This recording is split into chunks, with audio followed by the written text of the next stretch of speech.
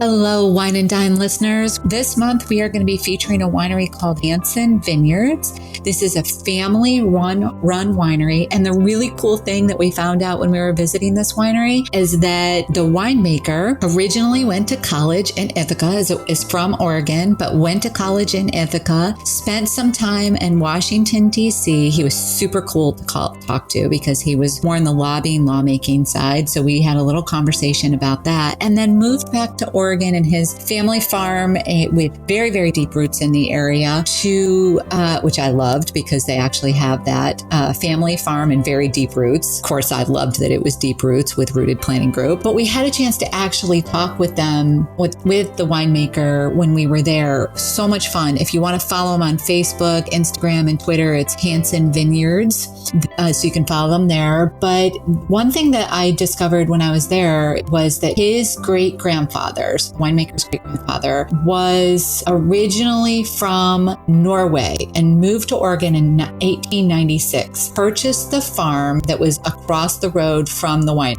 They then took the property into a winery in 1930. So that's when it says very deep roots. That's what they mean. Well, let me tell you, we love their wine. Of course, they had a good Pinot Noir. That's what Oregon is known for. But today, what I'm going to talk about is their Gamay. The Gamay Noir is one of the different grapes that exists, and we loved it. It was unique.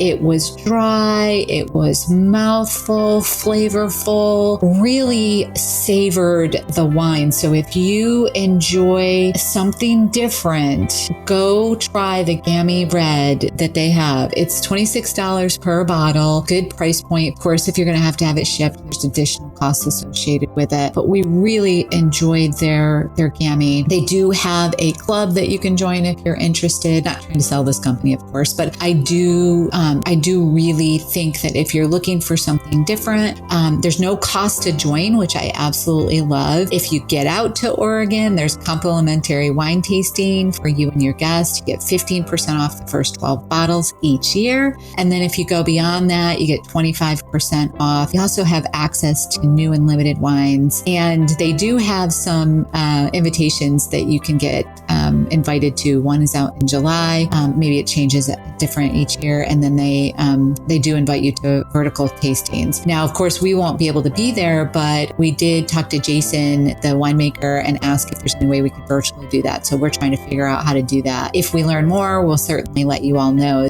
One thing that I loved that Jason said to us is whether you're a wine connoisseur or a novice, I should say, he's very open to questions. And he really, truly embodied that. So, he said no questions are a dumb question. And we can usually get pretty deep in the weeds if you want, which is what we loved about our conversation. So we'd love for you to hop out onto their website, explore them. We're going to post a link in the Facebook page. And if you do happen to buy anything from them and he wants to know how you found out about us, just drop our name, Amy and Brent Irvine, or Wine and Dime Podcast. Thanks, everyone. We hope you enjoy the rest of the show.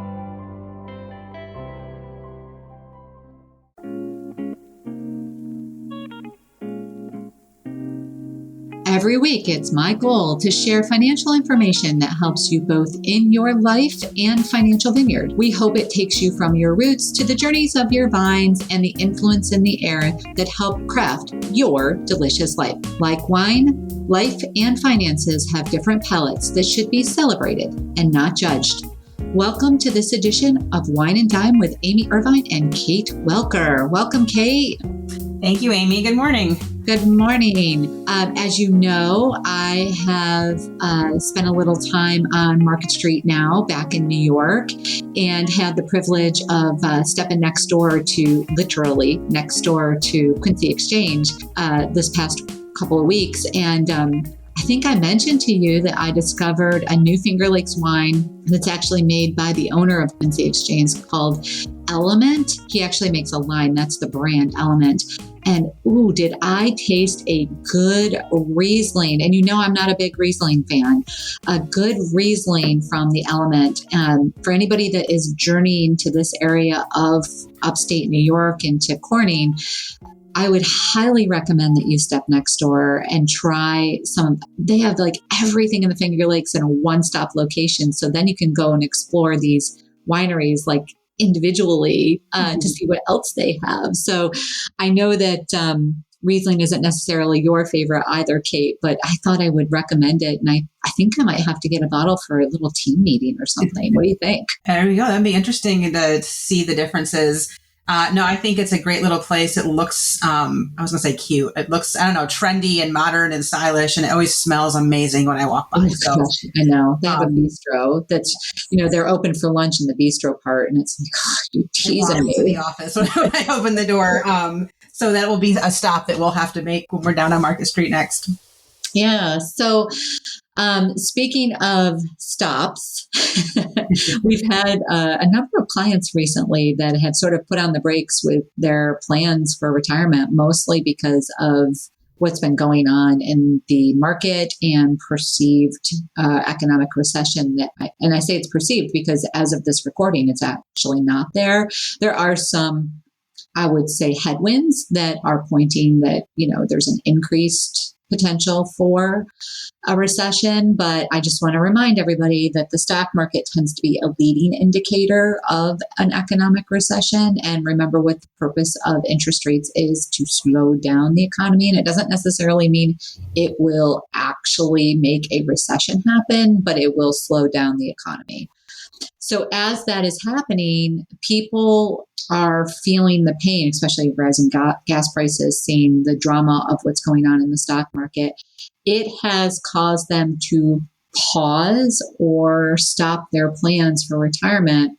And you and I were talking about preparing for this particular session, and you said they're just not willing to flip the switch. And I said, oh, Dr. Barbara O'Neill wrote a book called Flipping the Switch. We should talk about that. So let's talk about that. Yeah, absolutely. And the thing that I think is interesting to me coming on what I'll call this side of financial planning versus some other roles previous in my career, I tended to work with a lot of people already in retirement. And you had, alluded to the fact that it can be really hard to make that switch.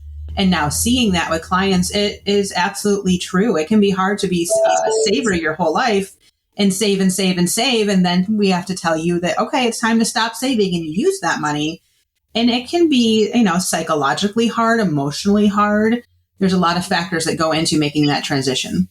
Yeah. And I think the first thing that you need to do is don't let your feelings be poo-pooed, right? I know that that's something that a lot of people are like, I know I can retire, but this doesn't feel like the right time. If it doesn't feel like the right time, then it doesn't feel like the right time. But we need to dig into why it doesn't feel like the right time. And see, I know you and I have been running a lot of our scenario projections, our probabilities for success. And what we're seeing is that, the Monte Carlo, and I don't like to use these terms when we're talking, but Monte Carlo is basically about 1,000 different scenarios that are run and shows the probability of those 1,000 different scenarios. We're not seeing much change. No, we're not. And the nice part when we are forward looking and you're planning like we do in our systems is that volatility has already been built into the projections we're running. So the risk of having a down market for a while and then an up market for a while, or the probability that you'll have an extended down market, is built into the projections we do with clients. Like you said, it's not poo-pooing those feelings and listening and walking through what are the concerns, what's the scary part, what are the objections, and then going back to the math and kind of lining that up with what the future looks like. Mm-hmm. So let's talk about some things that people might be able to do to get themselves in the right frame of mind emotionally to flip that switch. What tips do you have in preparing for that? Yeah, so I think there's a kind of multiple things that all come together. But the first, I feel like this is something I say on a lot of these podcasts or newsletters and discussions, is really understanding what your expenses are, like what your income need is going to be. How much do I need to have to live the lifestyle I want to maintain? And something we do with our clients as well is sort of break even that up into, we talk about spending buckets or savings buckets. This is your expense bucket. So what does it take just to pay the bills, to keep the lights on, to be able to eat? And then what's the next tier? To live a little bit more of a relaxed lifestyle, that travel a little bit more, spend a little bit more on dining out or buying the fancy cheese at the grocery store when you're going there. Adding in expenses for health insurance and health care. So just to see sort of what's that baseline or the bare minimum, and then what do you need to live a little more lavish lifestyle? Yeah, I think the big thing I kind of relate that to also, but definitely expenses, getting a handle on the expenses. I always give that disclaimer, like the plan is only as good as the information that you've given us, right? Mm-hmm.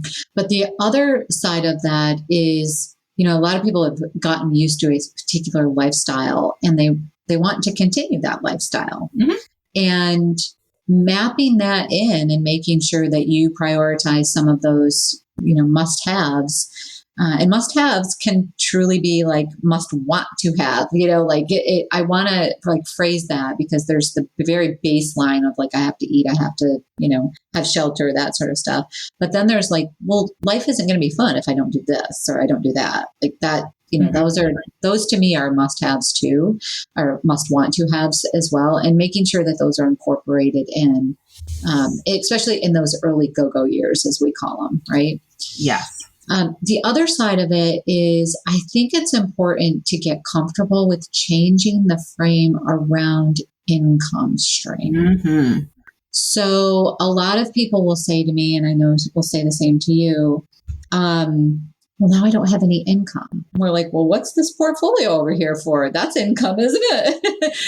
It's changing the frame around income. Have you heard a lot of people say that? And what are some of the tips that you would share around that? Yes, that is a challenge for sure. And when I mentioned before that you've been saving and now you're what we call accumulating versus decumulating, taking from your assets, not counting the fact that you have this pool of money that now is supposed to generate an income stream for you. And maybe it's a little bit of a disconnect sometimes in language between, financial advisors and planners that think in one concept when we talk about an income stream versus people who've had a steady paycheck coming in their whole life. So a few things to help that would be turning your portfolio into a quote paycheck. Mm-hmm. What we do sometimes with clients is we look at those numbers that we need to have. And like you had said, I try to plan on living at least the same lifestyle, if not a larger lifestyle than before in retirement, because we do find those go-go years. We want to travel and do the fun things we might not have had time for when we were working. But then look at the portfolio and designate how much can be taken off of that and turn it into an income stream. If it's easier to have a paycheck, quote, I gotta say, quote, paycheck, once a month coming into your account, maybe twice a month to get that same feeling, we find that brings a lot of comfort to people. And there's some ratios out there that can be used. Sometimes it's 4% of your portfolio. There's been discussion and a lot of articles lately about whether that number is still appropriate. Mm-hmm. And the same thing on that too, I recommend reevaluating that every couple of years because your portfolio is going to change, your needs might change. But initially to get started, taking your assets that you have and turning those into a stream of income that you can rely on each month. Mm-hmm. You may also want to consider, sometimes the word annuity is thought of as a dirty word in the industry because of some abuse around it, but they do serve an excellent piece of the puzzle for a lot of financial plans. There's some good quality products out there now that can take a piece of that portfolio and turn it into a guaranteed income stream for the rest of your life. Mm-hmm. And we find that brings a lot of reassurance and confidence to people to know that we have something we can count on if you don't have a pension through your employer. Yeah. I also think it's important to practice being in retirement. And here's what I mean by that. So it's kind of twofold. One is a lot of times I'll say to people the year before they retire, practice living off the income that you're going to get. Practice spending that money, how will you live in retirement? So practice that. That if you have a bucket of money, like all the things that you just said, if you take that bucket of money and that's the bucket of money that you're going to get, practice living off from that. So that's one thing about practicing. The second thing that I say is practice the lifestyle of retirement because I don't know about you, but I have a hard time getting my retirees to like schedule time with me. They're all busy. Like they are. They're doing those things we mentioned. They're traveling. They're playing golf. Going on road trips. There's a lot going on in their lives. So they're spending money, but in some respects, they're spending less money. You know, what I'm finding is, so that's why I say practice both ways. Like, what are the fun trips that you want to take? What are the things that you want to do? Practice both ways. That way, you know, I think that takes the fear out of it. I think it does too. It gives you, like you said, it's practice. You're a little more used to it, opposed to having all of these changes in your life hit at one time and dealing with that. What are some other the ideas or experiences that you would share with folks, you know, that are trying to get their head around making this decision? The other thing that I think is really important is to, especially if you're more concerned about your assets lasting and having something to pull from, would be to bucket your assets in short-term, moderate-term, or medium-term and long-term investment buckets for you. Short-term would be really conservative, maybe just in cash. And you know there's enough cash there that's going to fund the next 12 to 18 months of expenses. That way, no matter what happens in the market, you know that money is coming in. Expenses can be paid. Mm-hmm. Your medium-term would be, you'd be invested to be a little more aggressive in that money, but not super aggressive. So that if we did have a down market, there would be hopefully not affected as much, not having to pull from that money and it's going to fill back up. You can kind of use that to spill into that short-term bucket. Mm-hmm. And then when you have that set up, you can take a piece of your portfolio that you don't need for a while and invest that a little more aggressively. So that way the market performance can help grow those assets and give you more performance, more growth, bigger pool of assets that turn into income down the road for you. Yeah, that's a great idea. I also think it's, like you said, visual. It's just one more visual effect.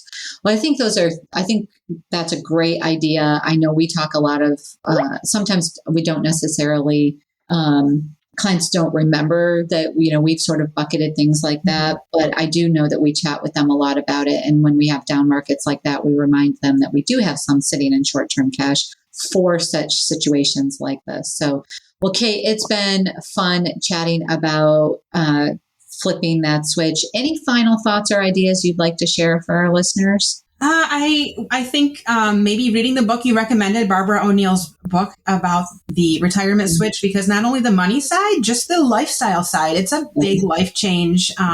Embracing that, and maybe that's a good word, embrace the lifestyle change. I think it does bring sometimes a lot of excitement and a lot of fear together. Mm-hmm. And by starting early and having a plan in place to see the numbers laid out, it just depends. Some people are better with, you know, seeing factual numbers, and some people are better thinking about it in a big picture term. Making sure you're comfortable with where you're at before you do flip that switch or talk to someone to help you feel more comfortable. And here's one final tip that I would just throw in there. You know, retiring from your primary job doesn't have to be forever. It can be a for now. And you can always go do a fun job later if you find that it actually isn't what you thought it was going to be. You know, and you know me, and it's not going to be a surprise to anybody here. I've said, you know, when I finally get to the point where I'm actually going to retire, when you guys boot me out and say we're done with you, then I could see myself becoming, you know, one of the people that comes up to the Finger Lakes every single year, does tastings at one of the wineries, just enjoys, you know, that aspect of it. And yeah, I'm sure I won't earn a ton of money, but it would give me something to do, and it would be a little pocket money, you know, on the side. So I love that. I love that tip. And I think we've seen that with some clients who've picked up little side jobs just to fill their time and are so happy just because it brings them joy and fulfillment. Yeah. Well, we hope you've enjoyed this podcast with Amy Irvine and Kate Welker. As always, we are listening to the things that you want to hear about. So we'd love to hear from you. If you get a chance, hop on over to iTunes and rate us so that more people can find us. And we would certainly love to hear what you'd like to hear about in the future. We hope this podcast brings you great joy, knowledge, and financial peace to a certain extent. We also know this is very emotional, so we are here for you. Thanks, everyone, and we hope y'all have a great day. And that will about do it for today's episode of Wine and Dine. You can contact Amy through the website, www.rootedpg.com, or amy@rootedpg.com. You can also follow us on Facebook and Instagram @rootedpg for the latest news. And If you have any questions, comments, or topics you would like to hear about, feel free to let us know. And don't forget to rate and subscribe the show wherever you get your podcasts. And again, thank you for listening, and be sure to tune in next time.